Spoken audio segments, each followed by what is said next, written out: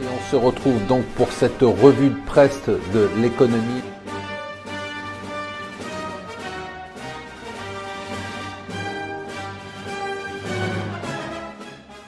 Bonjour et bienvenue sur Mon Financier pour la revue de presse de l'écho. Nous sommes le mercredi 10 mai. Ce qu'on vit en ce moment sur les marchés est juste absolument incroyable, c'est historique. La volatilité, on vous en parle très souvent, cet indice de mesure de la peur, de la crainte des investisseurs est au plus bas historique depuis sa création, c'est-à-dire qu'on parle de 92, 93, on appelle ça le VIX, c'est l'indice sur les actions américaines. Il a chuté encore hier lourdement, entraînant bien évidemment toutes les volatilités sur tous les marchés. On est dans une configuration qu'on appelle risk on.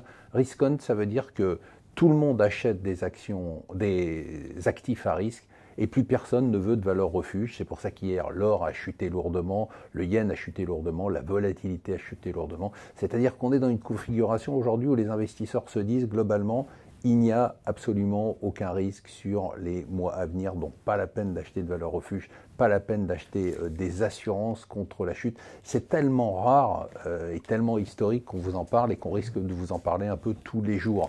Alors, cocorico, les marchés et même les anglo-saxons disent que si la volatilité a chuté aussi fortement depuis quelques jours, c'est grâce à l'élection de Macron en France.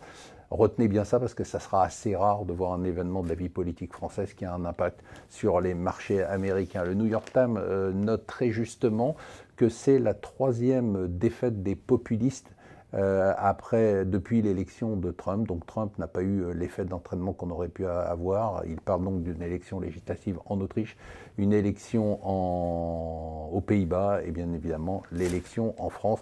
Toujours surprenant quand même les commentaires sur la défaite du Front National, parler d'une défaite du Front National quand le Front National fait 34% et presque 11 millions d'électeurs.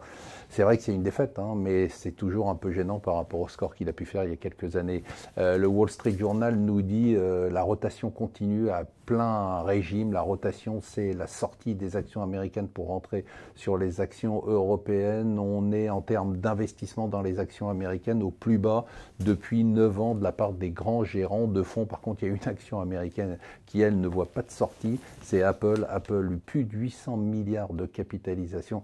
Il y a un an, on était à 500 milliards de capitalisation. 500 milliards, 800 milliards, c'est quand même assez fascinant. Alors, à la soupe, tout le monde essaye d'avoir son poste, à commencer par Manuel Valls et son investiture en marche. Tous les partis explosent. La fin, carrément, nous dit le Parisien, du Parti socialiste. Rien que ça.